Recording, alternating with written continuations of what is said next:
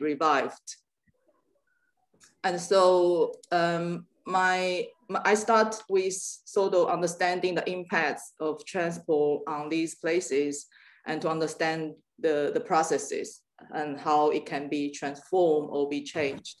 And then I'm moving on more towards with how these places can be transformed in terms of the planning and the design.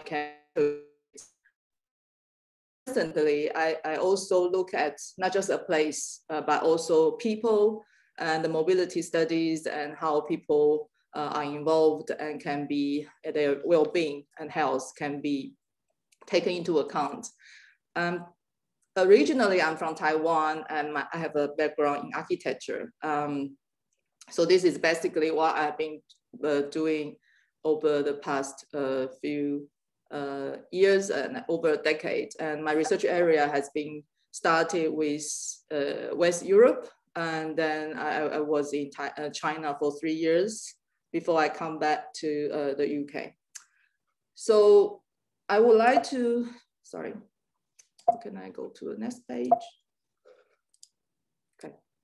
So today the outline, I have about 2 hours. I want to explore, first part is to understand the transport and the places. So urban form in terms of the urban regional development from a historical perspective. And then I will move on to understand transport and the people as well, not just about transport and the places. So understand some travel behavior, the motivation, aspiration for travel, such as commuting.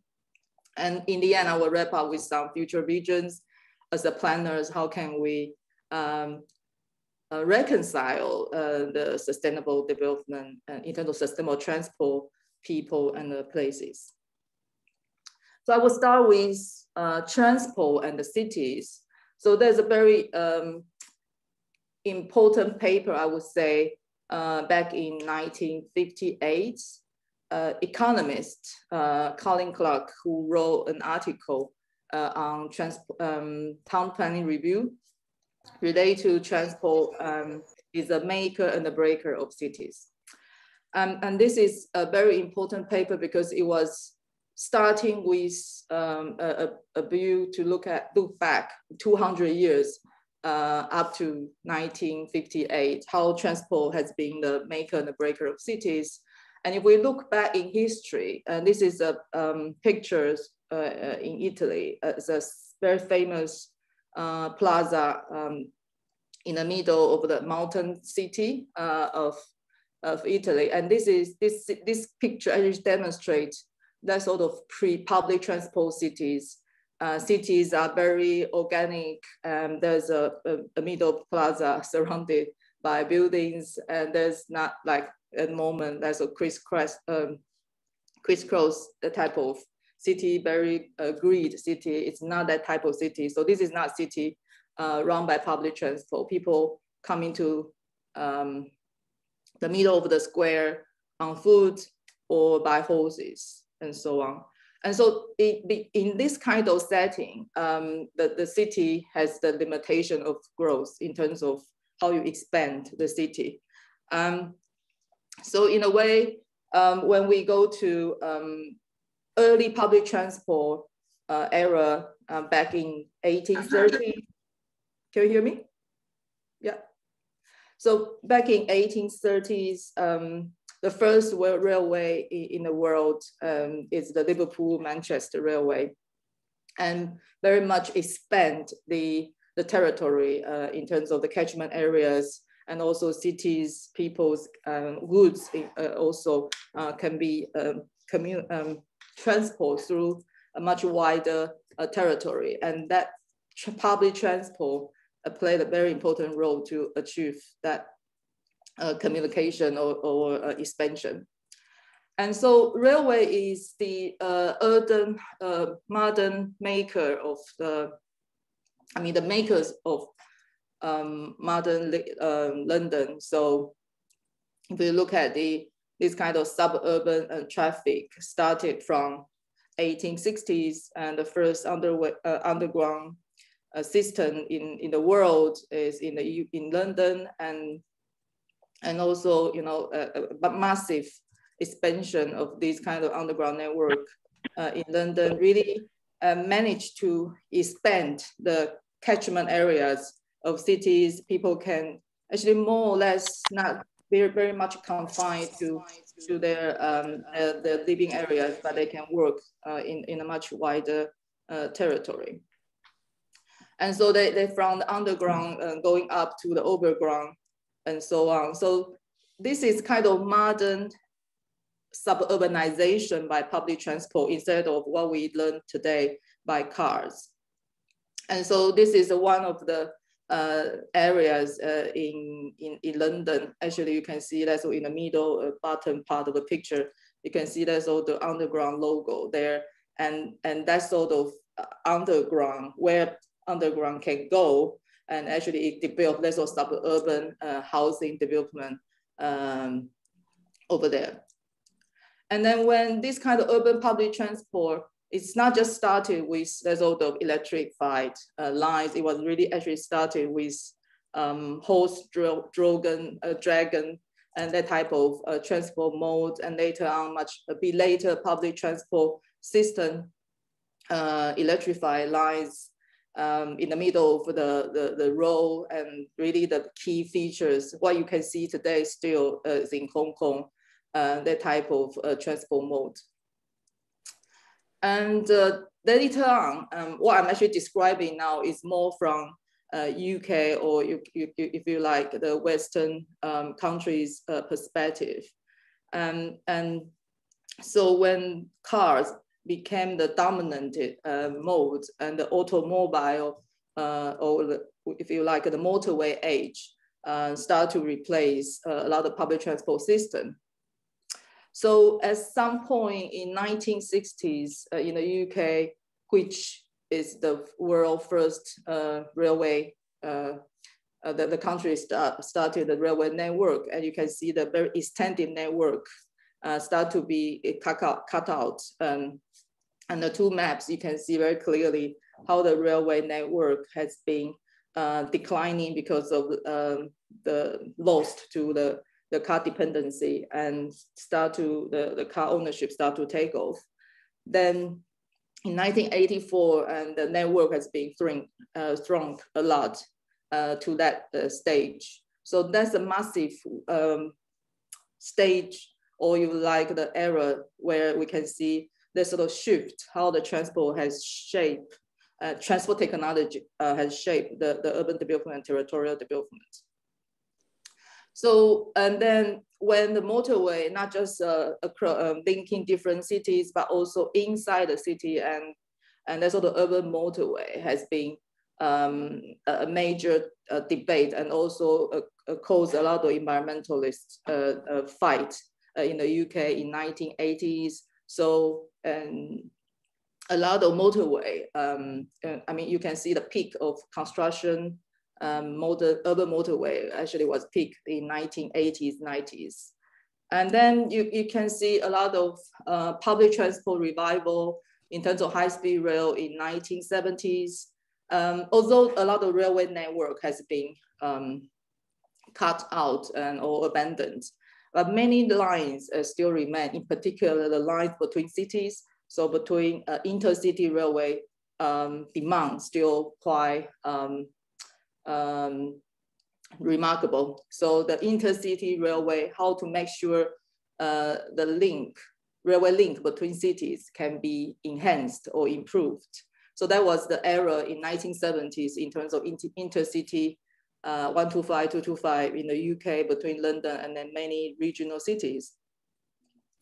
And that was also a kind of how transport technology really managed to enhance the urban development or economic development. There are two types of high-speed rail, if you like. One is more suitable from the UK's context. A lot of railway line has been there, so there's no justification for UK to build new lines in 1970s. On the other hand, there are what we call high-speed rail. Most people would recognize is high speed, like really build new lines, which managed to achieve the 250 kilometer per hour, and that's what we call high-speed lines. And in the UK, we have very, very few lines, only one from Chinatown to London, St. Pancras. That is the really, really new line. All the rest so far actually are really upgraded lines. So we call low speed, high speed. And so after the era of, and the UK was the country where the railway line has been upgraded to manage, to enhance the intercity travel, to make sure the cities can be connected effectively. But in the mainland Europe, the high-speed rail in Europe has been mainly built new lines, in particular France. And you can see a picture here how Paris has been building high-speed rail new lines to connect the regional cities. And these are really very important to enhance not just the intercity travel within the country, but also they expand to Belgium, to link Brussels with Amsterdam, and also from Brussels to Cologne to Berlin, and so on. So how the high-speed rail, or if you like, to link these major cities in Europe much more efficiently is really important. And on the left-hand button, it's not just about linking these cities, but also the opportunity, the arrival of these kind of high-speed rail also link with the urban regeneration. And that is the kind of post-industrial city in northern France, in Kuliah, where managed to transform due to the arrival of high-speed rail. And in the UK at the moment, it has been a decade, more than a decade, to think about, go beyond that sort of very short link between Chinatown to London terminal, and how they can build a really genuinely new line to link London with Manchester, Liverpool, and also these. And this is what we call high speed 2. And this is a moment still, it's under construction now. But I think we still need to see at least 8 years to see how the first line can be built. And the major argument for that is to see how to expect the high-speed rail can rebalance the UK's economy to reduce that sort of north-south divide in the UK. And I have to say, if you have any questions, by all means to leave the comments or questions in the chat, and we can pick up in the end of the talk. And so when we talk about the transport and this kind of public transport revival, and this is a very interesting chart to see how when we talk about the public transport, start with in the UK, in London, for example, in the 1860s. And other countries, this is the diagram for Germany, France, and UK. And countries were competing or kind of working towards the same direction to build their railway system, public transport system.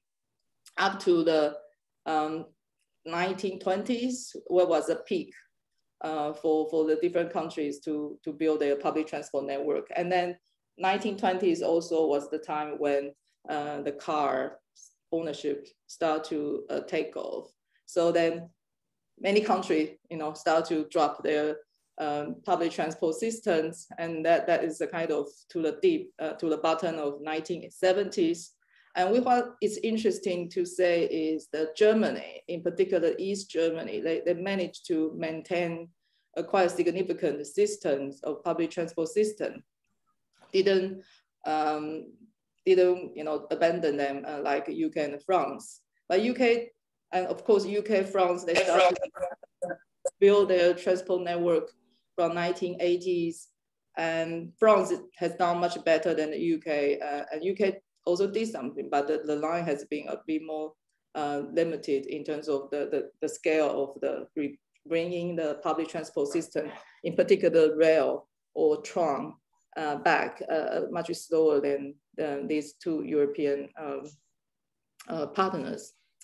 So so this is quite interesting how the transport technology has evolved, and then how it has managed to shape the urban and regional development, and then over time, and how they have been gone, and then how they have been reintroduced. So these are the kind of more modern public rapid transit system in the UK at the moment. So this is Glasgow, and that is Sheffield, this is Nottingham, and that is Manchester. They will start to see how the much better quality of life, and not to let the roads or public space taken by cars, and to linking better of their the cities, enjoy more. So this is more like a summarized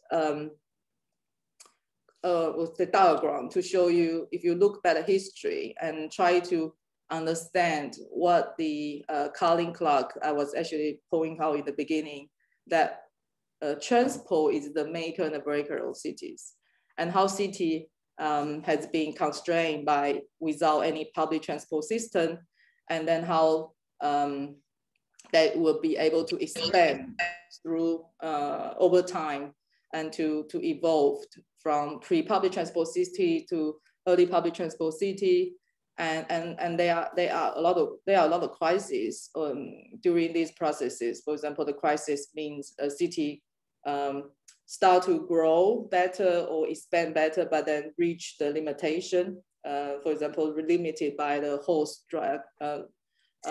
trunks, and electrification managed to overcome that to make it even bigger. And then the expansion of the territory. And so when the system grow again, there's also another limitation. So there's sort of another technological advance managed to relieve the crisis, but there will be another crisis coming. So that's the kind of evolution of a city, and is when you are getting bigger and bigger. And so the up part of this diagram and show you there are many different types of transport system coming in histories, and also how the city has grown from pre-public transport to early public transport, and then car dominated cities. And you can see a lot of issues we can find from this kind of development, like urban sprawl, edge cities, or try to see how when people getting out of the cities and cities start to decline. And sorry, I don't know where to go back. And how the urban regeneration agenda coming to address these issues. So when the technology has grown, in particular this kind of transport-related technology, cities start to expand bigger, and the intercity connectivity become a little bit more efficient. And we see that sort of mega city region coming in, and people can actually live in one city, work in another one. That's possible, but whether that does make much sense if the living cost is very high in larger city, and then people might need to commute, stay in a cheaper places, going to a place where more job opportunities are out there. But then there are a lot of commuting, and also there's also mental stress associated with that type of situation. So I think this is a diagram showing you, and what we are now at, I think, is the 5th crisis at the moment. In particular, there's sort of digitalization or COVID. Very, very, very interesting to see the future of work, whether working from home does affect the way people doing their work, as also reduce the commuting need, and also a lot of personal transport modes like electric bike or Uber type of the online railing systems, calling systems. So it's very interesting way of to see how transport development actually affects, associated with the future of working pattern and so on. So I would like to just a very quick stop question. Any questions so far? Is so far so good? Are you able to understand me? Is it too fast or it's fine? It is fine, I think. Yeah, it's fine, Chia-Lin. Thank you. Okay, great. Okay, I'll carry on. So I think we, at the moment, there are a lot of challenges, in particular from planners' perspective. And so what are the current planning challenges, and whether there's anything to do with public transport, and how can we address them? So people start to live very far away from where they work, and also, you know, climate change issues, and whether we have a lot of land we can consume to allow the car dominance in our cities, and how are we going better to arrange our urban space for different usage, not just for cars. So even development, like the different cities perform in different ways, and some are much more dominated, attract a lot of development or investments. So, or scattered urban settlements that relate to the land issues, and car-based urban setting is also quite important. Although electric vehicle might be able to address some points, but we don't really have that much car space for cars. So it's not really the answer by electric vehicle. And so the traffic jams, if we have many cars, although they are all electric, it's not going to address the traffic jams. And so on. So, and whether people, although they can use more advanced transport mode to look for jobs in a much far away cities, but then it's not really going to be working in terms of do you have enough housing supply, and also the well-being of people under that sort of special and structure change and so on. So I think these are all the challenges and to look at. What we found at the moment, the most dominated models and is what we call transit-oriented development. So that transit-oriented development is basically trying to see how the cities can be oriented to public transport system, not by individual transport mode. And it's not just about the transit-oriented development around the station. It's really about a different level of the city, and also a region, or even the station area. So you can see here is much wider territory, how the transit will be able to connect to the urban transit-oriented development, but also you have much more a smaller scale, like a neighborhood level, and how you can use maybe not really a track, but you can put that feeder buses system into urban transit network. And that urban transit network, another level, it might be the regional transit network, and so on. So this is a multi-level ideal situation to cope and to make sure the urban development can be better planned to address these issues. And of course, that's quite ideal. And the transit-oriented development is start with American architect. Hello? It starts with the American architect, and the context is that American is a country with, dominated and very, very well known, or you could say notorious for their car dominated cities. And the transit-oriented development is trying to address the compact misused development, not to that sort of car dominated suburbanizations. to address that type of issues. And so transient development feature the vibrant streetscape, pedestrian-oriented, beautiful, and then how we can make sure the city is more vibrant instead of dead in the evening or the night, and people going back home in the countryside. So that kind of situation is very American, from that type of American context, but it has been a model transform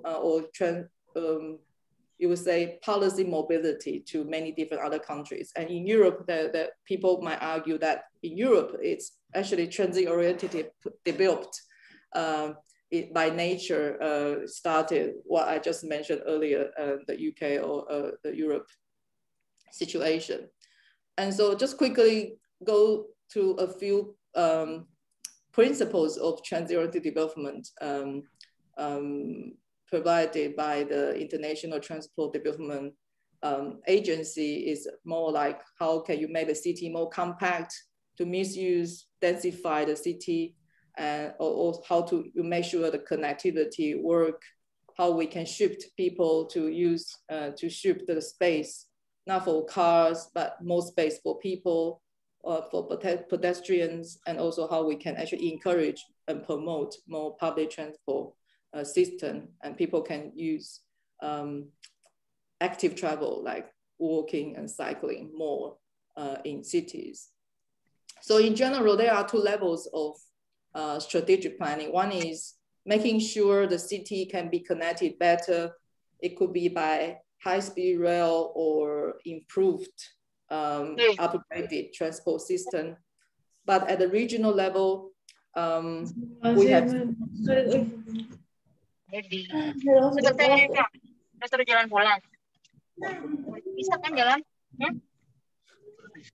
Pas tadi kamu jalan ke sini, mereka masih nunggu. Jam 3 kan baru. Tapi udah. Sorry. I don't understand what's going on. Is it okay now? Yeah. Yeah, I think so. Sorry about that. It's okay. Yeah, so I will carry on.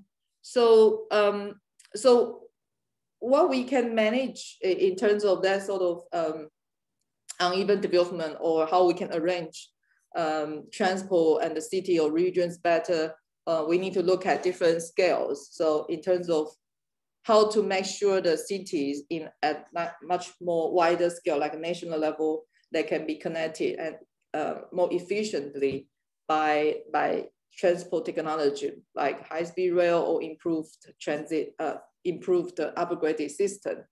At the more regional level, how different regional city can be connected much better. For example, in the northern England, there is a kind of northern powerhouse railway network to make sure Liverpool, Manchester, Sheffield, Hull, Leeds, Newcastle, they can be much better connected by public transport system. Similarly, at the London, Greater London, that scale, how different transport system can be connected better to serve, the much wider territory, people who coming into London for work or different sub-centers in London. For example, people in Reading, and could be connected better by Crossrail, and that type of planning, much wider territory beyond Greater London, but they are quite connected well into a kind of multi-center network through different transport systems. These are more macro scale strategic planning. And at a much smaller scale, like micro scale, what we look at is the urban vibrancy and quality of life. Look at the door-to-door journey. So it's not just about building a particular transport system, a transport line. It's about how from your home or where you work to your destination. So this kind of door-to-door journey, and whether the whole journey can be seamless well integrated. And that's not just about particular mode, it's much more wider integrated consideration. So this is a very famous quote, and I want to highlight is by a mayor of Colombia in South America. And he was actually it's a very well-known political figures. And he was kind of saying, an advanced city is not one where even poor use the cars, but it's really how can we make sure the rich use public transport. And I think I will also want to highlight that although what I just mentioned earlier, the relationship between transport and the cities, starting with kind of Western countries' perspective, because they advance, they start with the process earlier than other countries in the world. But what really, it's not just a one-way learning. In fact, the world first fast rapid transit system was started in Curitiba, which is a developing country at that time in 1990s. And there has been a kind of model for a model from developing country, if you like, at that time, for developed country to learn how the city like Curitiba can be a model for other places. And so I want to highlight that it's not just about the global north one-way learning. It's really should be global north and south learning. It's a two-way learning. So what I just finished earlier is more like a Western countries' perspective. And I want to look at how the urbanization dilemma actually taking place in most developing countries. And I'll take China as an example for the reason that I was being there for 3 years, and then to my observation in this subject. So I think there is a very interesting dilemma and the balance, which is about how can China, a country like China, to balance their industrialization and their urbanization, where the urbanization at the moment, I think is still about 50 or 60, nearly 60%, but they wanted to go to 80 or 90%. So it's interesting to observe whether China can avoid what America has been through. But obviously, in 1995, what's interesting that automobile industries was designated as a pillar of the country's economy. So they actually has to kind of, the country is still developing their economy very, very rapidly, although as much as rapid as before. And so there's a lot of challenges. And this is one of the picture you can see very common in Beijing in their commuting peak hours. And the urban sprawl literally start from 1951 from A to, to C. Oh, this is still also already quite out of date because it's up to 2000 year. But you can see the remarkable growth in terms of urban sprawls by cars, and these kind of square ring roads across and surrounded and expanded. Now I think that here you can see 3 ring roads, but now I think they have 6 ring roads at the moment, and that's all the urban expansion in Beijing and has taken place. So the car as kind of driver for economy, but at the same time, car is also create a lot of problems. And I think obviously it's a very difficult balance. At the same time, I think it's also quite interesting that rail has been used as a kind of green transport for the world. Like how can we make people to use a lot of public transport such as rail? And in China, it's quite interesting that the rail, different type of rail systems, high-speed rail, urban rail, trunk lines, And there are a lot of systems, but then somehow they are kind of developed in a way not so integrated well. And so there are a lot of experiments and whether people are really shifting their transport behavior, like I'm not going to drive, I'm going to use rail. It's a big questions. And this is what actually transit-oriented development in China, if you compare the principles I highlighted earlier about what we mean by transit-oriented development and how you can make city more compact. But in fact, this is one of the examples in a city, in one of the city or towns in China. Like actually it's very difficult to cross the road to take public transport because it's so far away. The road much wider than other, in China compared with other cities. And where actually it's quite wide pedestrians as well. So whether, and then it's literally, this is a kind of pedestrian area, but it's really a car park.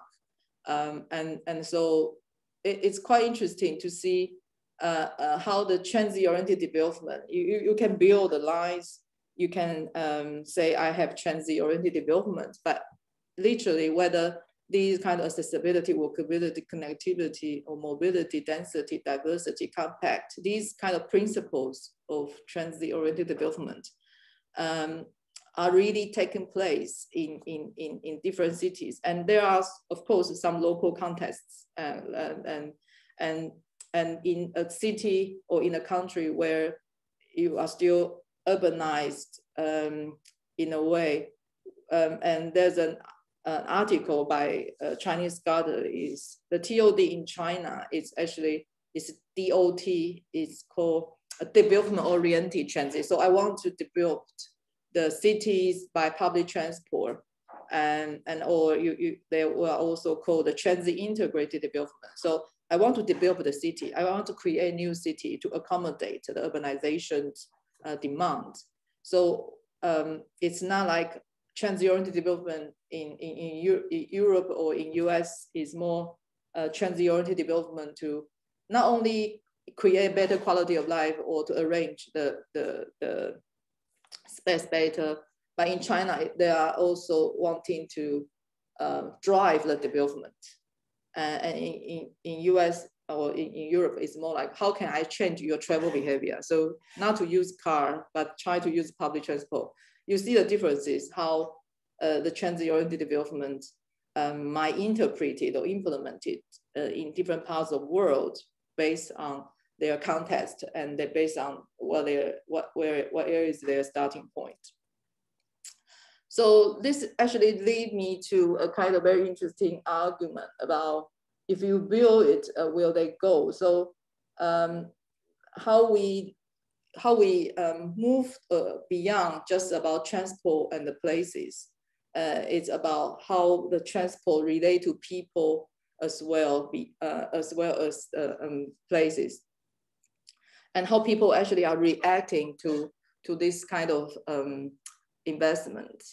And this is an article by The Economist. I was interviewing by then because I was working on a paper related to this kind of phenomenon of intercity commuters by high-speed rail. And that is quite a dramatic time. I would say the phenomenon, like every morning, how early people are actually in order to go to another city for work, how much time they spend on that. And then there's a kind of struggle about this kind of getting more opportunities, jobs opportunities in other bigger cities, and then commute and the mobility, and then this kind of how that can really fulfill that sort of Chinese dreams. And I think that's it's very, very interesting phenomenon. So I want to kind of move on to another aspect. What I want to more focused is about transport relate to people and the place, and how people's motivation or aspiration is in between these spaces. And it's not just about technology, technological advance or breakthrough in transport modes, but it's also how the sociological aspect relate to that. So there's a important mobility studies, not from these transportation sciences, but it's more from sociological dimensions. And there's a diagram I want to show you is about, sorry, this kind of how if we shift or how we divided space and time into this kind of 4 dimensions. If we have short time within a kind of population basing, like the area you live or your cities, and then we can find that sort of short temporality within a population basing. We have some particular mobilities, like daily mobility, such as commuting.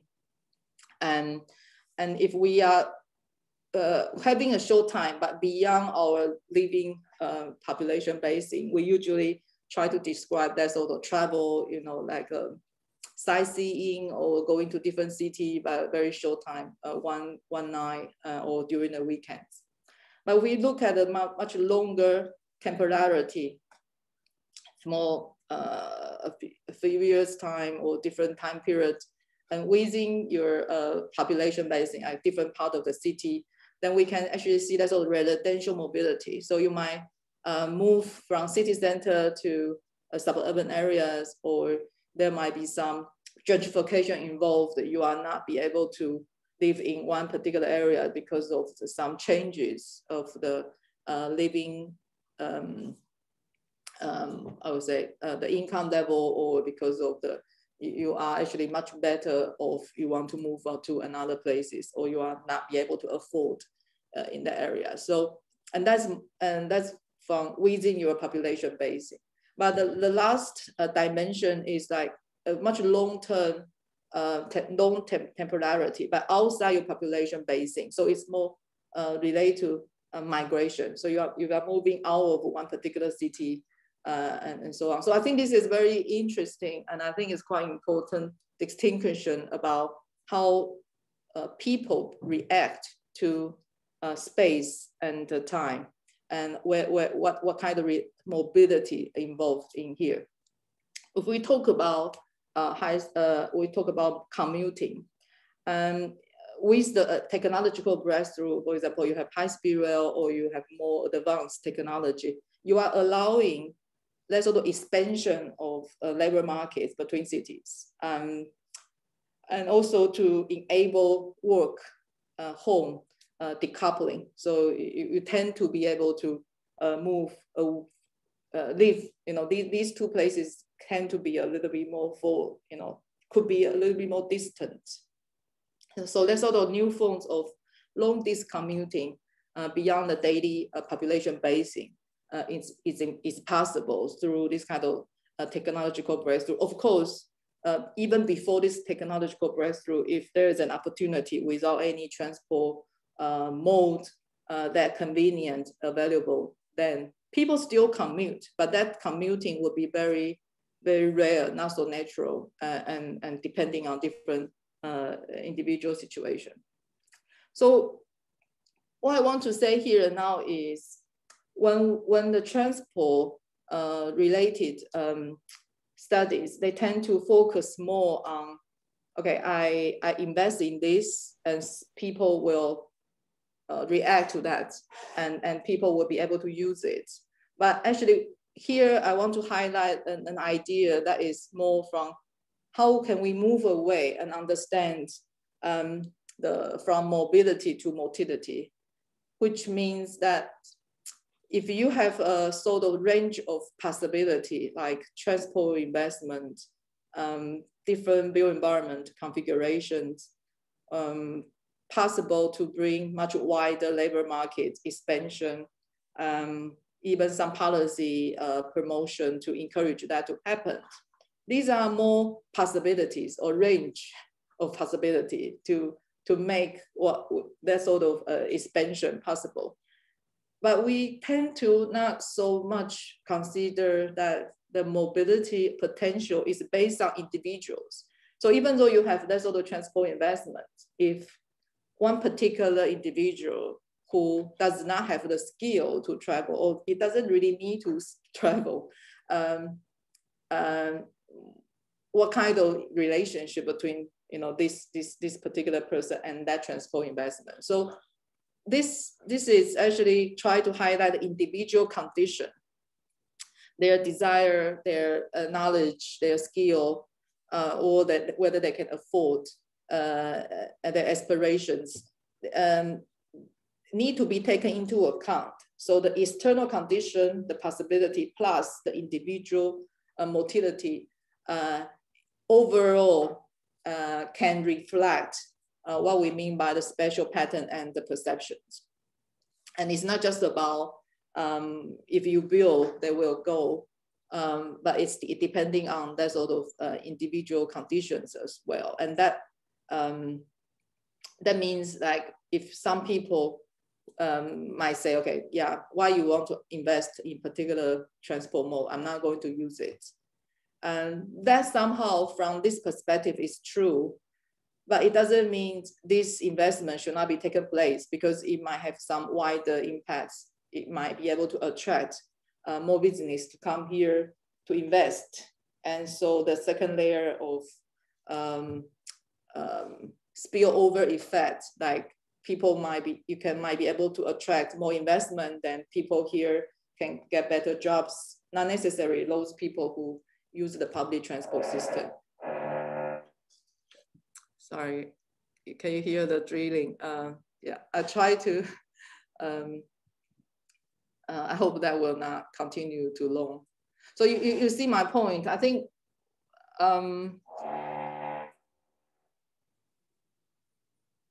sorry about that. So I think that the point is the need and the well-being of commuters who really use the system, or people, here I want to say is people who not necessarily use it, the system, but they are actually benefit and somehow in a more indirect way. I think these should be taken into account, okay? And so this means that if we look at transport in the past, it was regarded as a kind of utilitarianism, which means transport is not a functional purpose by itself. It's always try to get you from A to B for jobs, for personal travel, or for other purpose. And this is what we mean by utilitarianism. So in order to do that, to justify the actions and or investments, they need to be benefit for general public or the majority of the population. But in fact, transport or travel is not just for that sort of utilitarianism. It's not just for particular purpose. It can be only just for fun or liberation.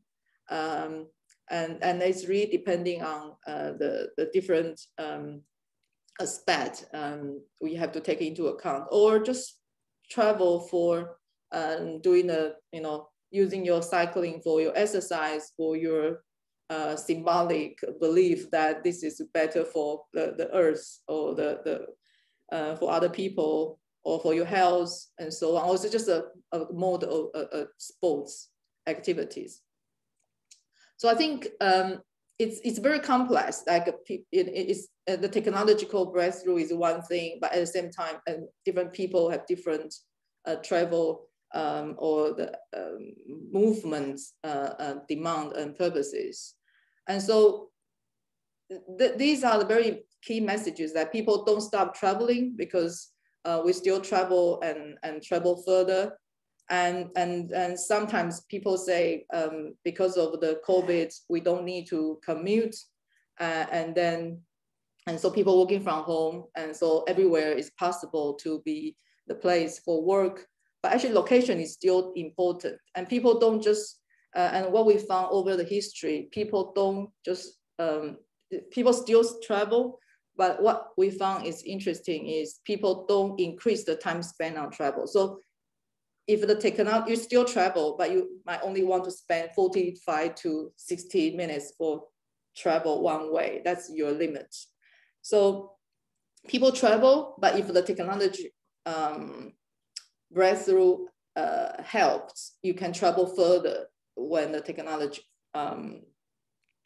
advanced, such as high-speed rail. And so you only travel limited time over time, as always kept the travel time, but your distance could be go further. So there's a very interesting book about the future of travel and whether we are actually reaching that sort of limitation of travel and how far we'll go. And that's something we need to consider, the limitation of travel time, but how the freedom or that sort of range of travel distance could go on. But the prerequisite is you have a very, very good transport system to make sure that you can go further, because sometimes you might get stuck in the railway station waiting for things for a long time, but you didn't really go anywhere, even in 30 minutes because of the traffic jams. So if your limitation for travel, like the time is kept, the distance, actually, we need a very good transport integrated system to make that happen. So let's go to, so what drives the commuting phenomenon in the UK? And there's an article talking about this kind of super commuters, how to survive 5 hours of travel every day. And these are the interviewees, and they are saying about their travel experience, in particular commuting experience, and most of them actually at least 3.5 hours a day, not particular by particular mode. For example, this guy was actually commute for 4 hours by biking, and this girl is really by car, and some others actually connect the cycling with public transit, or this is even more diverse. There are many different modes involved for a day, about at least 4 hours. And you can see here is really about people's perception and their different lifestyle, and also whether they really want to stay where their families friends are, and then really find a better jobs, or kind of good kind of jobs which they like in another places require so much time spent on commuting. And this is the situation in the UK, which we suppose that is a kind of city with advanced transport technology, but still they have to spend so much time on traveling and commuting. And if we look back, a research I was doing in China is really about the high-speed rail, the commuting between two different systems. And it's quite interesting that in China, they were saying, okay, these high-speed rail line can manage, and this one. So this is the Shanghai, and this is Nanjing.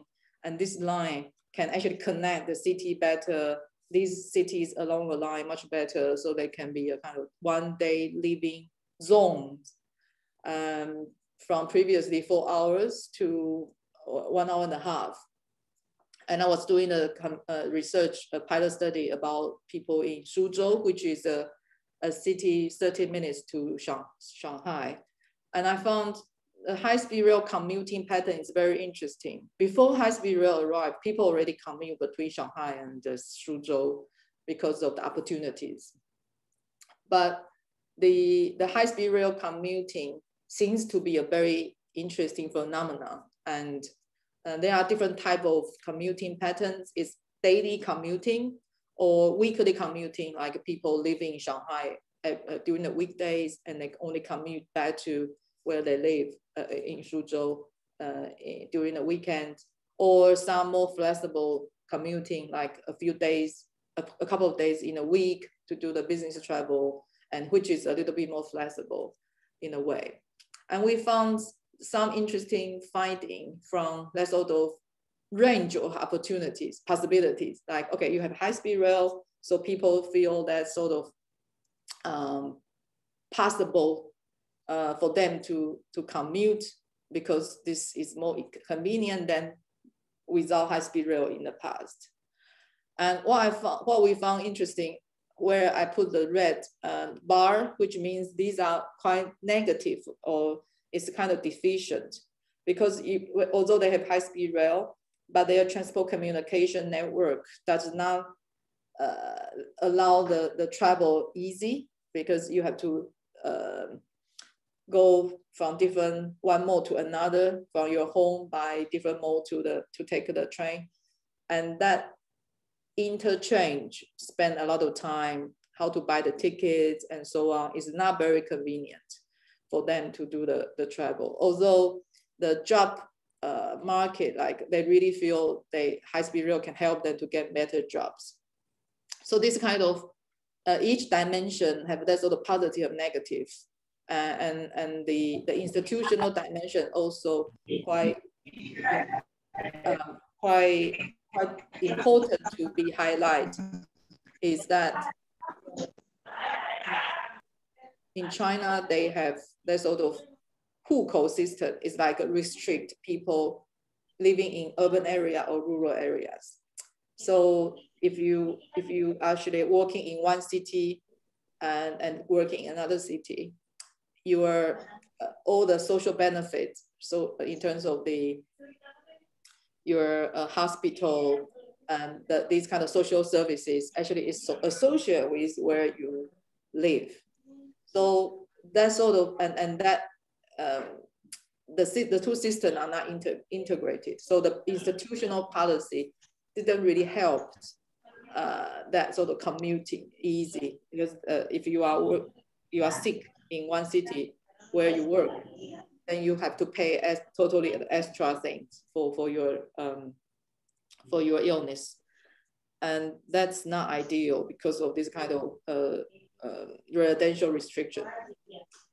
On the other hand, I think the mobility potential, like we talk about how people feel whether they really want to travel, and I think this kind of the affordability and the time they found is really quite problematic for them.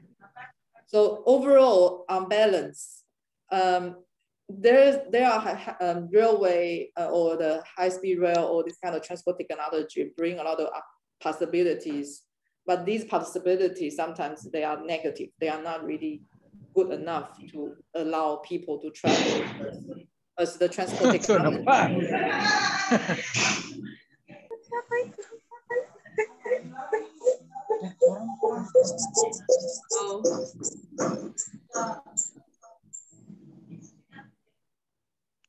Hello. Okay, so I think here I want to end up with this diagram to show you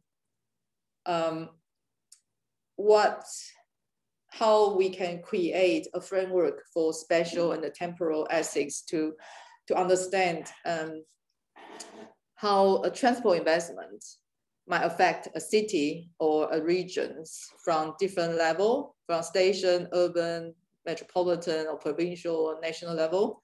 And if we talk about time, when we start to think about planning that sort of transport investment and to start to construct that transport investment, and from the point when the service start to inaugurate to be possible to run the service, and then there are kind of short-term, long-term in terms of the development, and we can actually try to highlight that sort of evolution of a development, like how the transport investment might bring some more physical changes, like a townscape change or land value, property value change at a much short time. When the investment has been announced, you might see some changes. But literally the behavior change, like really you will use the services to restructure the place of work and residence, is what we call behavior change. People start to use the services and decide whether they want to immigrate or migrate to different places. And businesses also start to use the services for doing businesses. And also maybe people start to use the service to do some consumption activities and so on. So these are the behavior change or only take place start from the services. And then, as I mentioned earlier, like a lot of transport investment and about the cities really trying to address that sort of inequality, unbalanced development between places. And if possible, if things really goes well, and the only possible time for the structure change, like really do something positive about rebalancing, is really much, much longer time.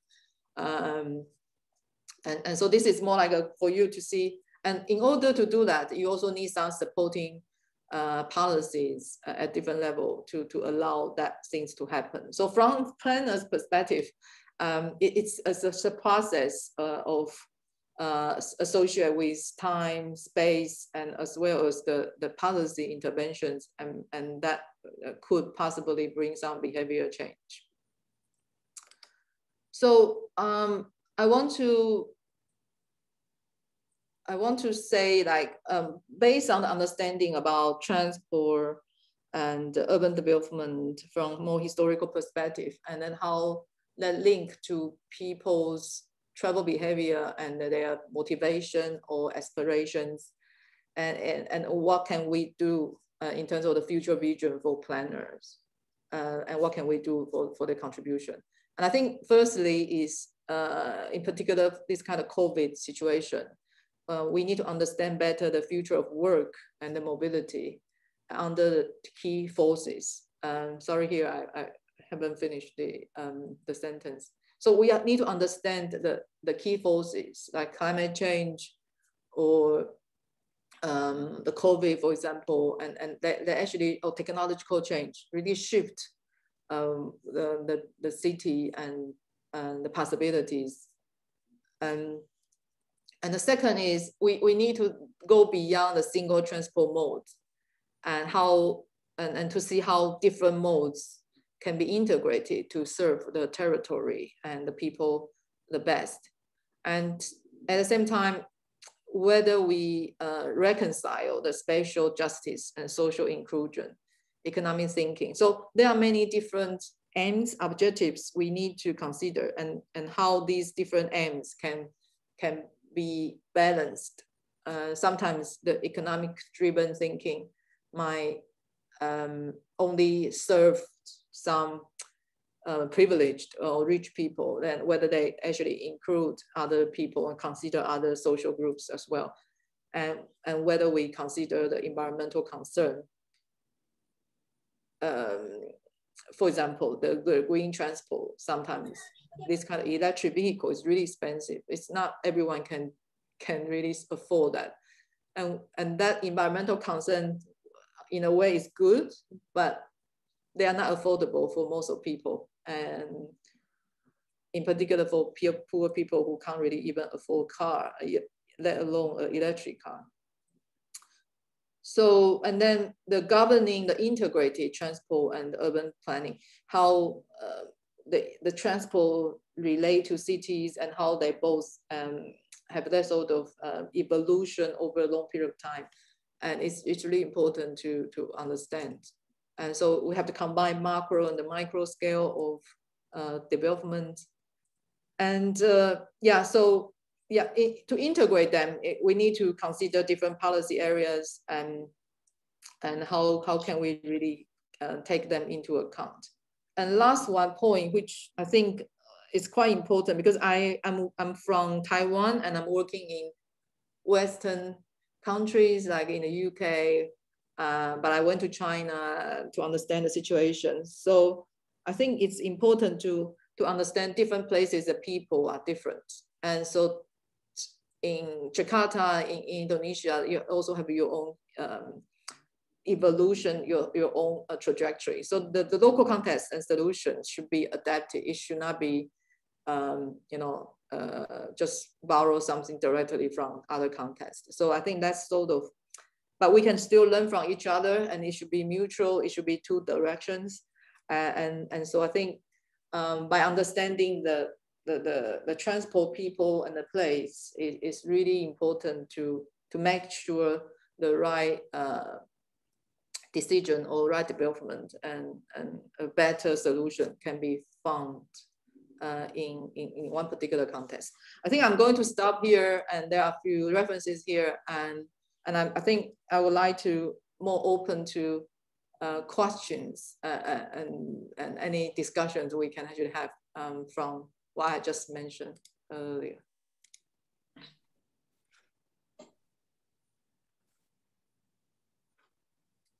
Can I stop here? Yes. Stop sharing. Yeah. Yep. Okay, thank you, Sharon, for the presentation.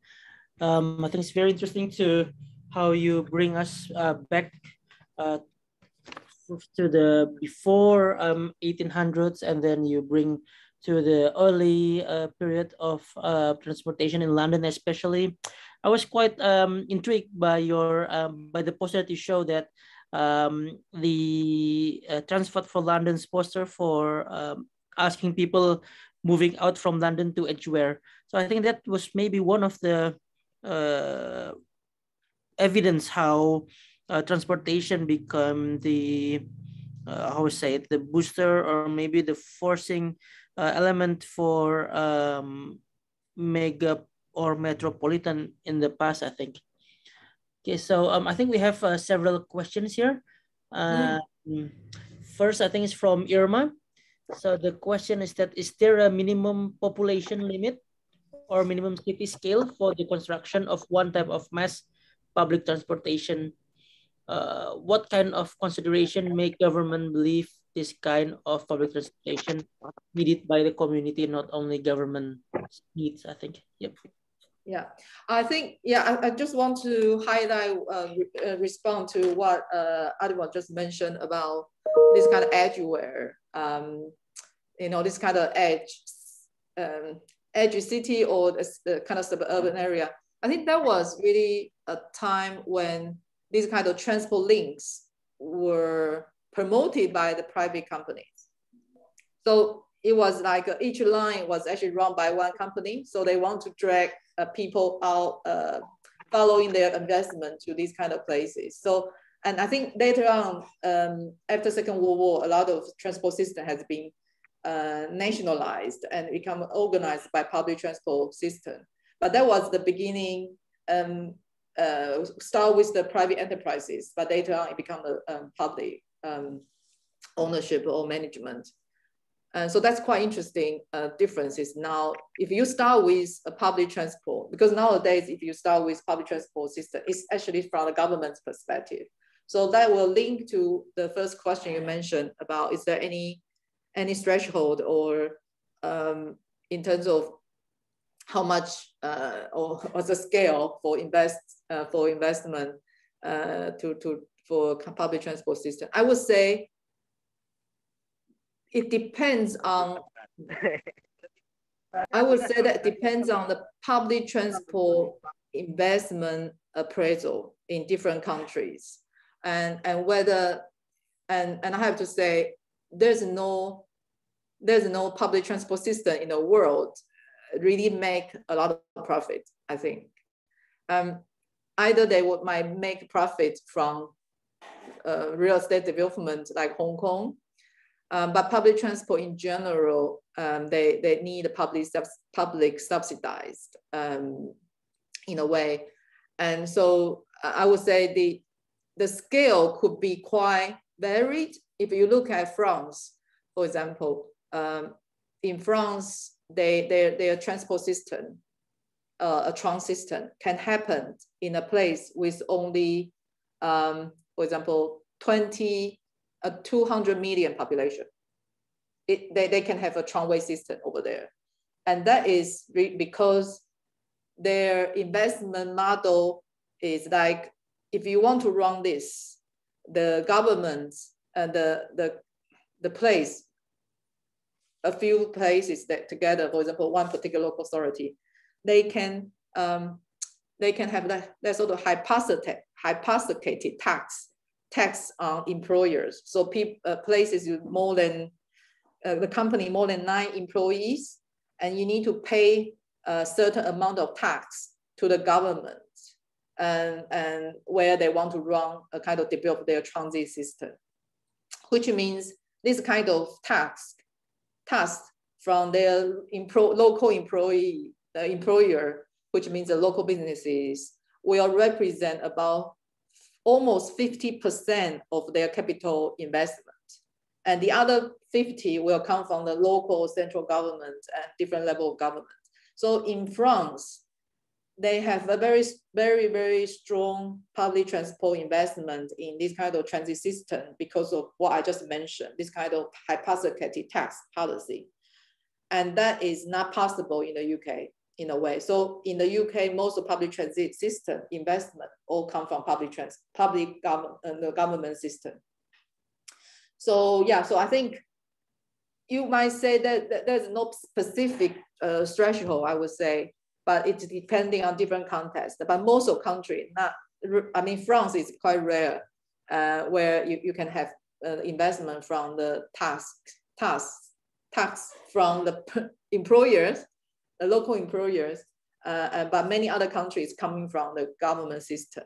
But different government system, they might have different political ideology. Some might wanting to say public transport is the most important thing, so we would like to invest in that. But some other country might say, okay, this is not worthwhile, it's too expensive, we are not going to do it. So I think that's what my answer to the question I would say is that. Does that answer your question?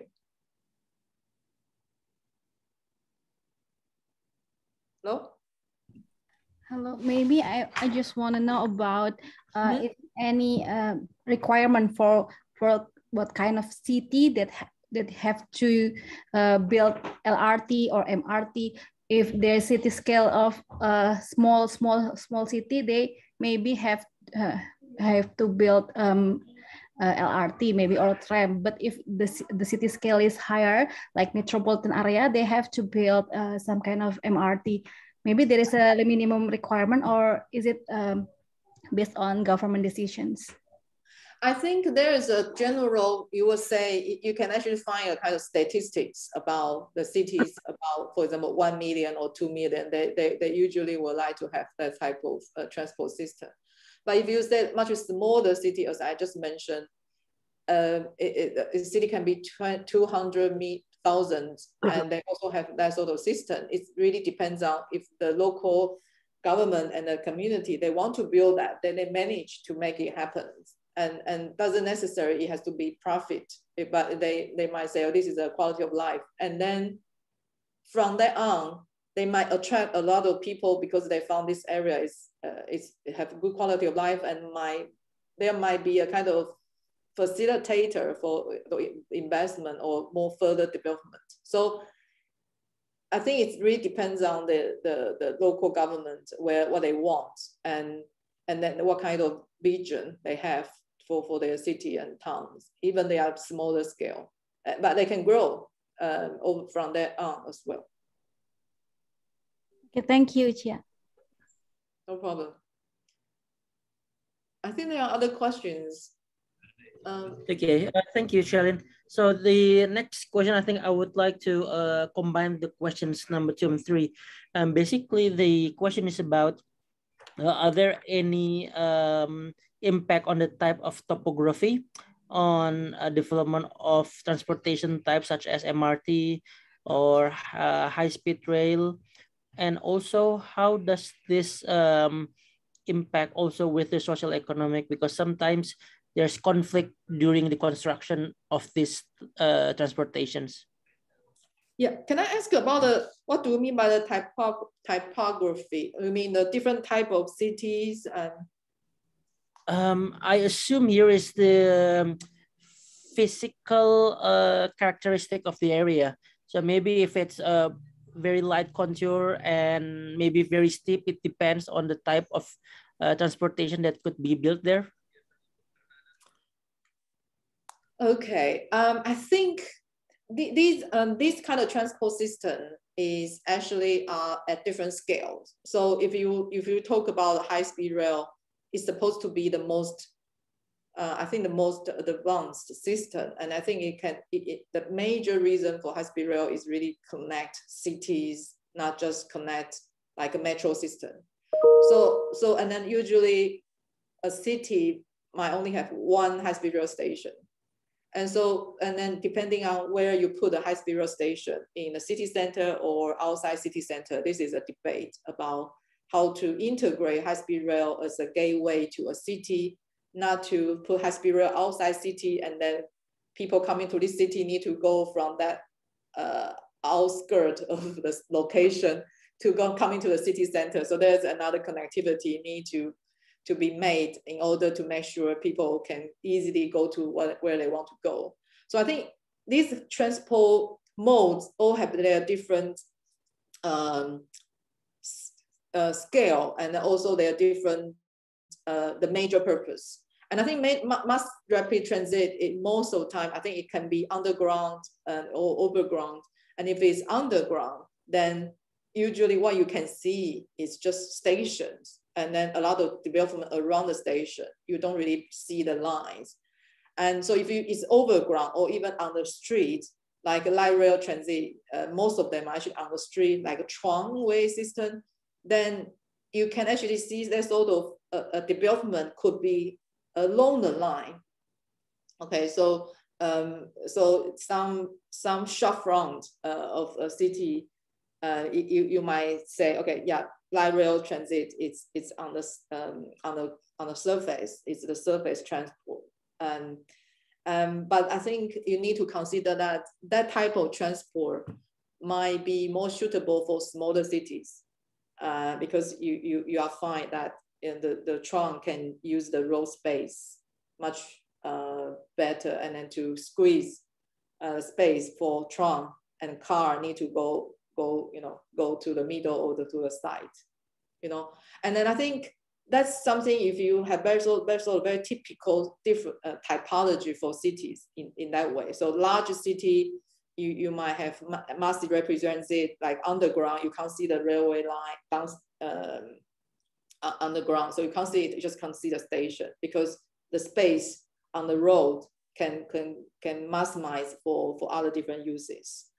So that I think that's what more or less can answer your question about the typography and all the scale of cities, which mode of transport might be more suitable. So if you use light rail transit as the major transport or public transit system, then your city scale might be a bit smaller than where you need to use mass transit much underground level, because you want to maximize the city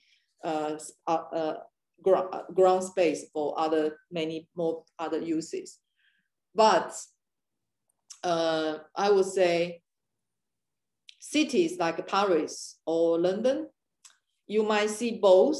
In a way, in the city center, you might have all undergrounds. And so you have a much wider city, like in zone 1 to 2 or 3, for example. You have that sort of underground system there. But then from that edge of this kind of underground system, you might have other systems coming on the ground by light rail transit. So for example, in London, you have Croydon rail line tram system in zone 5 or 4 in Croydon area. It's still within Greater London.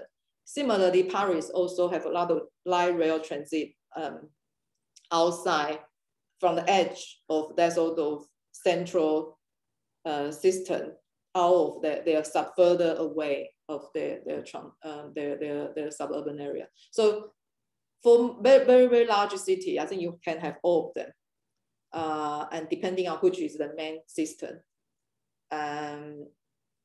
Yeah, and I think bus in general, if you say bus, you might also have bus rapid transit and the bus in general, normal bus. So bus rapid transit usually could be the equivalent of the tram system, if you like, because the way they run the public bus rapid transit, like the Curitiba, they make it very efficient, and then you have also specific track.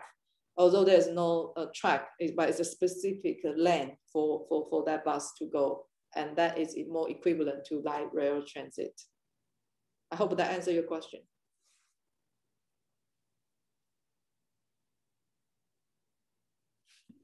Okay, thank you. So next question is related with the resistance or conflict during the construction of any public transportation construction. Yeah, I think that happens. For example, there are many. I mean, for example, high-speed rail in the UK, and it will go into the countryside, and so many places in this kind of countryside, it's very beautiful countryside, and then they will say, okay, you are going to destroy the countryside, this kind of very good scenery and outstanding natural beauty and so on. So that was that sort of NIMBYism, you know, we say not in my backyard, that type of opposition take place in the UK, and that was somehow lead to much more higher expenses, because they try to go the line underground and to avoid that sort of destroy the scenery of the countryside. And that was something happened in the UK for high-speed rail. And in terms of the city center as well, like, because you get around the Euston station, around the high-speed rail terminal, they want to destroy it or kind of remove and demolish the few buildings around the station. And then they will think, okay, you are going to destroy this area. And so, but I think there are some compulsory purchase, and they have to implement it. And there's some conflict opposition as well in the much around the station area. And I think for tramway also happened in many French cities. As I mentioned earlier, they have implemented a lot of this kind of tram system in smaller cities. And then during the construction period, they will say, because of the businesses, they are going to be affected by that. But usually after the construction, they found the urban space has been much better, much more green space, better quality of life in the city center. And so I think that usually the opposition during the construction period usually disappear when the result, when the line is completed. And then, so it's more like a conflict during the time when that construction happened. And then, yeah, I hope that answers your question. Yes, thank you. So the next question is from Krishna.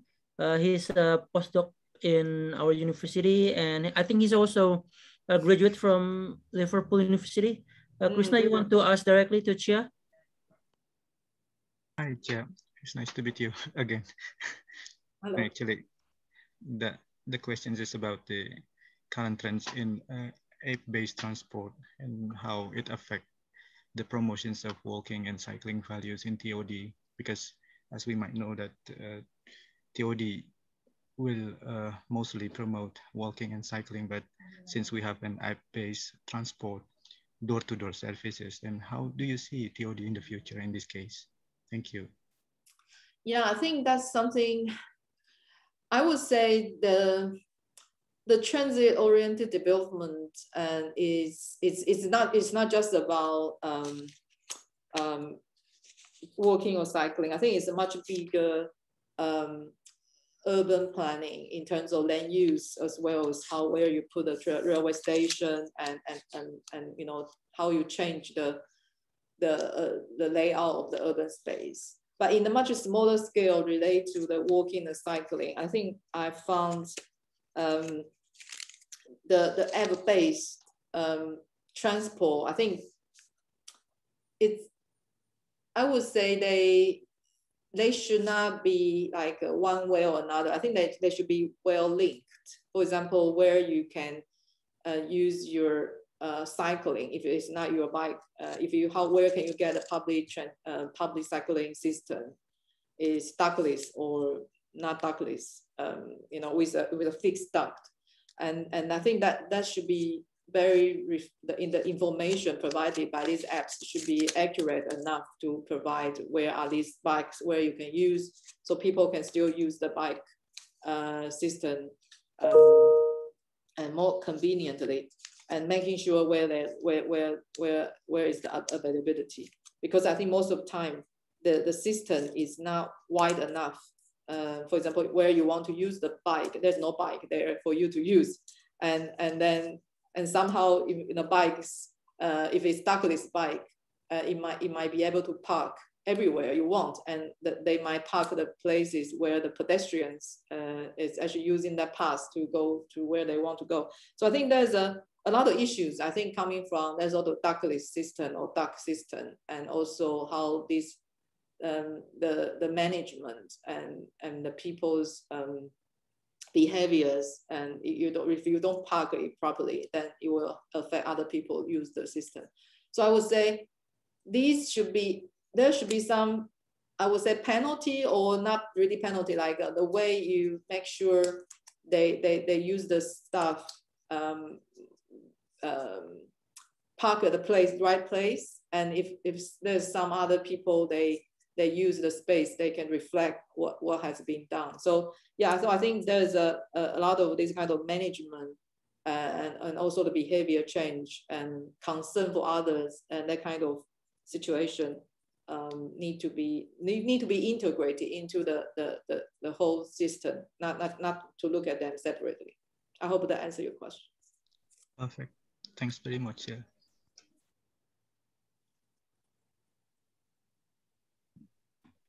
Yeah, so the next question is that beside technology availability and construction costs, what do you think are the most important factors that need to be considered in choosing the most suitable public transportation mode? I think it's not just about cost. I think it's really about the way how we made the decision. So when we make the transport investment, a lot of equation or appraisal decision making, they really consider about the cost and the time and the efficiency, but they didn't really consider that much whether if this is not going to make profit, and then whether you are still willing to invest it due to some more social consideration. And so I think that is based on the political philosophy of particular cities, and I think that's more important than just look at the cost and the efficiency. Yeah. Okay. Thank you. So if let me see other questions. So what do you think about the solution to make a minibus as a feeder vehicle so that people can still earn income, or any other solution? Yeah, so I think this is the particular case in our cities where basically there are smaller or additional public transportation as a feeder for main public transportation such as MRT or BRT. I'm not sure if this is the case also in Europe or maybe in China, that you use also a feeder public transportation. But it seems that the problem is that what Nur is asking is that because this is also aims for people to get a job and still earning income, or any other solution, I think. Yeah, I think, yeah, I've been in Manila for 3 months as well, and I saw a lot of these kind of mini buses. I think there's another term, I forgot how to call it. It's, I think, are you talking about it as a feeder or just completely replace that? As a feeder, so maybe to connect the main public transportation to other means of transportations.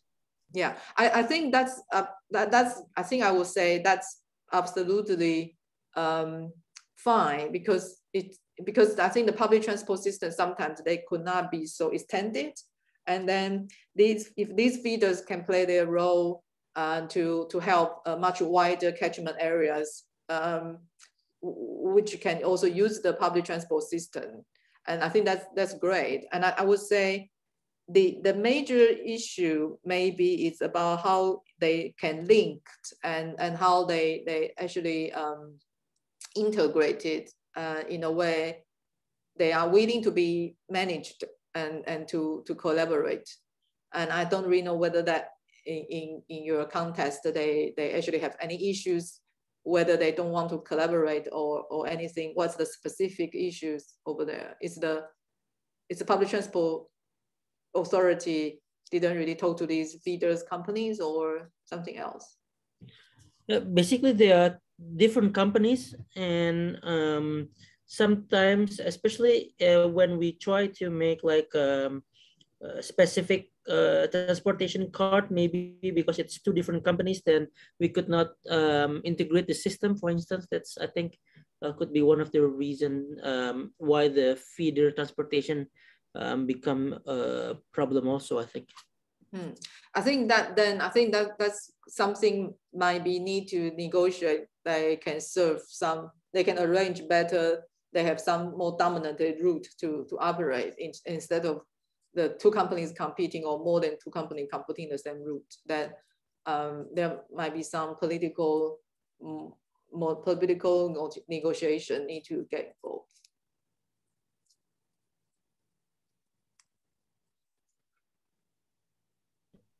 Okay, I think that answers the question. Thank you. So the next question is, what if mega transport system were built in a country where its economy depends on manufacturing car or motorcycle? Could you provide an example of a country who can manage to do that without declining its economic growth? So maybe at the same time developing manufacturing car and public transportation at the same time, maybe? Yeah, I think that's something interesting. I think you can see China's example. I think they're trying to manage using the car industries as an industry, not about a mode, but try to develop it as a technology. But at the same time, when you use it as a mode in daily lives, it creates problems as well. So I would say I think it's not making any sense sometimes. Like if you ask them to all convert it into public transport, because you still need cars, in particular for families, for countries which is really quite extensive, and you can't really use public transport for everywhere. So I think it's like which public transport, which mode is the best for which territory. So I think public transport is good in a way to connect and to serve a much major hubs or major nodes, and much wider territory. You need cars to do that. So I would say it's not one way or the other. It's really more like how we can customize the most suitable mode for the most suitable territories, and in every country as well. So then it will not say the cars still need to be developed. You still need they produce, and so for example, in Germany, they are a very big car manufacturer countries as well. They export their cars to China. They build their assembling factories in China, and car ownership in Germany is also very high. But they don't necessarily for example, to paralyze their daily transport by their cars. So they have cars, but they don't necessarily use it. And then they use it when they really need to do the leisure with families together. So for the daily travel, they might just park their car in their car park or the places. And so I think that's not like you have a car, you need to use it every day. And it also depends on where of course, it also depends on the income. So I would say it's not really about if you develop cars, then your city is not going to develop the rail system. It's more like how you mastermize, how you channel the right mode for the right context or the main part of the city. And other places, I think you can develop the feeder system, or you can develop the individual carpooling systems if they can share cars, and or car rental systems, and so on. So I think that's something we need to consider when the system become a little bit more complicated. But I don't think that is something very, very, very contradict with each other. Does that answer your question? Yes, that's good. Thank you very much, Chia and Pak Adiwan.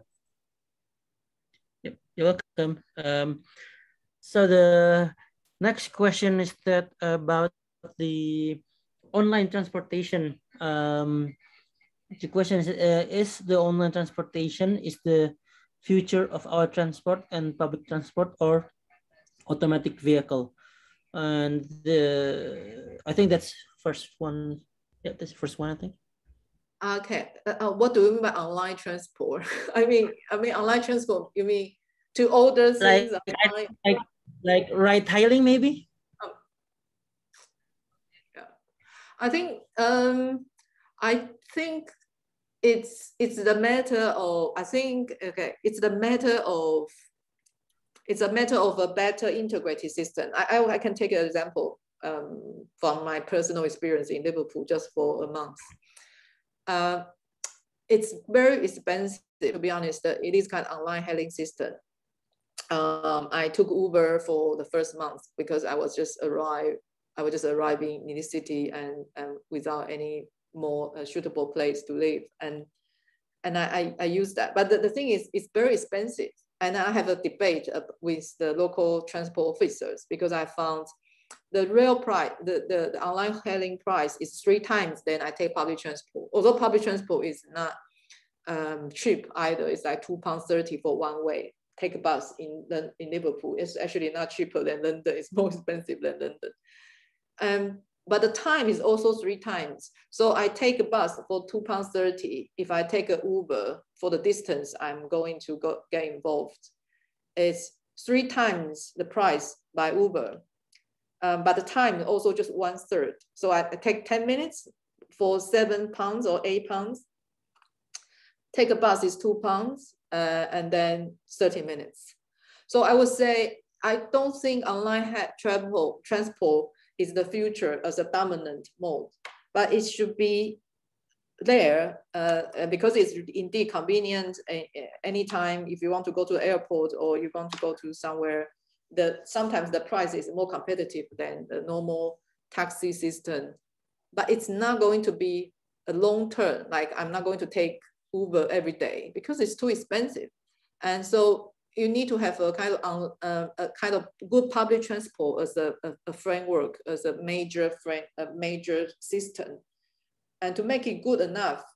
But at some point, you need some more flexible travel. You can use online hailing systems, and then also other transport, like as you put here, like some like a e-bike, like scooters and so on, or that kind of stuff. So I would say I don't think automatic vehicle is the future either, because I think it's going to use a lot of urban space, and there's a lot of negotiation ongoing.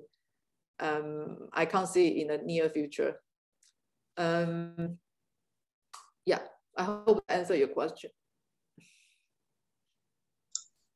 Yeah, thank you, Dr. Chia. Because in the small cities or medium cities in Indonesia, the public transport is a lot decreases from this kind of destruction or phenomenon.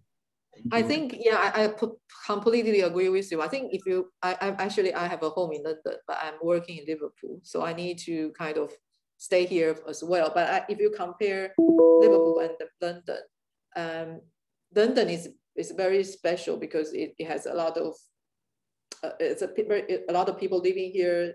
At least the investment in here, and the public transport is more efficient, and more people take public transport like a metro and tram and so on. But in Liverpool, most of people actually don't take public transport because the public transport service is also not good enough for them to feel like they want to convert their car to public transport. And also there's no serious congestion like London in Liverpool. So people take car, there's no problem at all. They don't feel not that effective. But so I can see that sort of in small cities, if you don't have that sort of traffic jams and public transport is not good enough, and people will definitely go for individual mode and this kind of online hailing system. So I think that's about, I would say that is kind of something very difficult to compete, even in the UK, for a small city like Liverpool. Liverpool is not small at all, but still you can compete with public transport. But personally, my experience is because public transport, the services is not good enough. And then I think that's why it can compete. So you can have a public transport and start with good quality and to earn people's trust. And then to start from there, you can't really build a lot very quickly at the same time. But we still need to work towards that direction. I think that is still the most important thing. And because individual one is too expensive, and I think most of people, if they don't have that sort of money, resources, they just left behind. So I think I understand the difficulties, but I think we still need to try to earn the trust from people on public transport.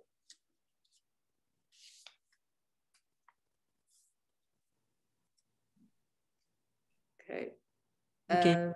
Thank you. So, do you want to ask the next question, Ibat, or that's enough? Yeah, maybe for the second one is the case of Indonesia in the developing countries, especially in national capital cities, is the super climate cities in the developing countries, where the interregional mobilities or migration is happening recently, especially in Jakarta, because Jakarta is about 40 million people is agglomerate in this super climate cities, and recently happened in the developing countries. How is the especially in the archipelagic countries, which is interregional transport is really important, because we cannot use the railway system for not use this archipelagic country, because there is the sea transport, also air transport with limited boundaries, different with maybe the Chinese, it's the land, full land transport. How we deal with this challenge, because the super private cities in Jakarta is related to all the cities in Indonesia, because every year there is a seasonal migration. Every year happen from Jakarta to the other countries in all Indonesia. Thank you. How to deal with this situation, Dr. Are you talking about that sort of inter-regional mobility is difficult? Yes. Yeah. So because of you have so many different places scattered in different islands, that also stuff, and how to improve the inter-regional connectivity, right? Yeah. I think that's something quite difficult if you have that sort of area quite segregated and because of natural contour, islands or that kind of stuff. Yeah, I think it's not necessary to be able to do the railway modes unless you spend a lot of money to do the construction across the territory. I think it depends on how I think that I would say that also reflects the difficulties of the connectivity, and I'm not sure whether air is the solution, but I would say it's the nature of developing the cities in a way you might develop a way more surrounded places where you can actually use tunnels and more suitable modes by boat as well. But I think it could be a little bit more regional instead of national, because I think in places like a totally flat, you can actually connect by rail very easily. It's not that expensive, but I think in Jakarta, or in Indonesia in particular, you have so many islands and they are so far away. Sorry, I'm still not sure. So it could be the air and appropriate air instead of the big, everywhere is the air. It's more like a major. You might be able to divide Indonesia into 4 or 5 hubs, depending on you have your key regions. And if you between these key ones, you might need air. But within that, I think you can try to use more suitable mode, somehow rail. But try to link them with rail. I don't think it's possible. I think you need to consider the country's differences. Yes, thank you. Because these super primate cities is a problem. Is a problem in Indonesia also, because how we disperse our development is such a difficult thing from this last decade. From the last decade from our reformation, it's issues for us for these super cities. I have to say, I would say air is not the evil thing. I think because if we do the international travel, we need to still use air. But I think it's really about if you can reduce the domestic air, like a country like France, if they can reduce the domestic air from Paris to, for example, to other city where you can connect by rail easily, you need to reduce that sort of domestic air and to allow the air only for the long distance travel, okay? But in the Indonesia situation, I think it's more like if you can't really commute it by air, by rail, and you need to think about how it can be better to serve the countries with suitable air system, and I think that's something you need to consider, and not to that everywhere have an airport. I think you need to consider how that can be arranged better to serve your country better. But air is not an evil thing. I don't think you should think, because you need to balance that in different contexts. Thank you so much. Okay, thank you. So we have about 5 minutes left. Maybe Bu Sri, you have any question for Chia-Lin? Yeah, I think these are really very, very, very good questions, to be honest. And I'm more than welcome, everyone, if you want to discuss with me further by email.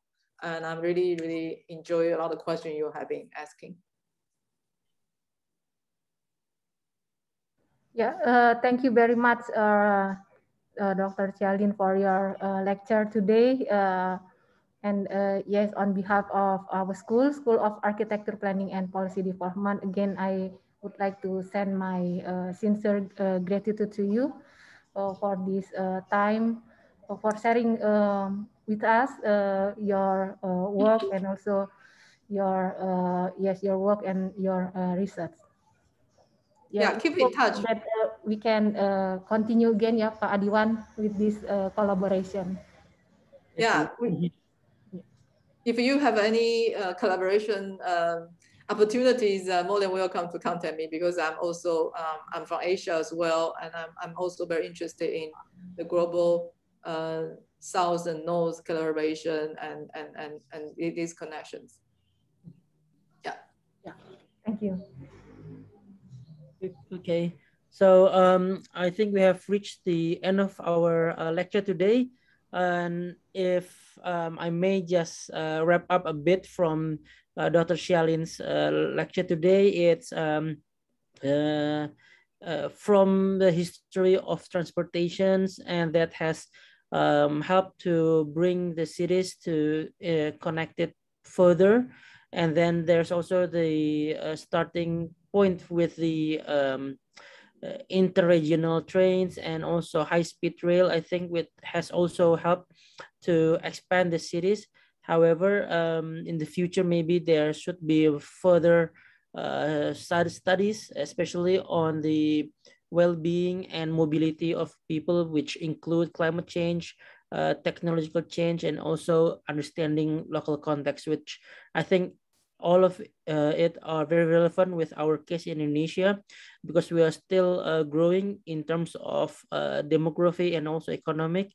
And of course, we also need to learn from other European or other Asian countries that has built better infrastructure for us to have also a better infrastructure in the future.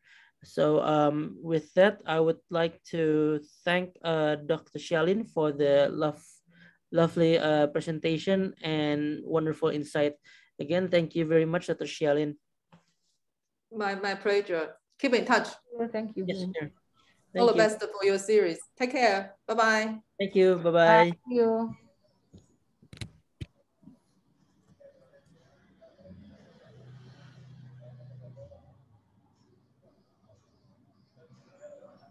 Ya, selamat sore semua. Terima kasih. Terima kasih Pak Adiwan. Ibu. Terima kasih Pak Adiwan. Bu.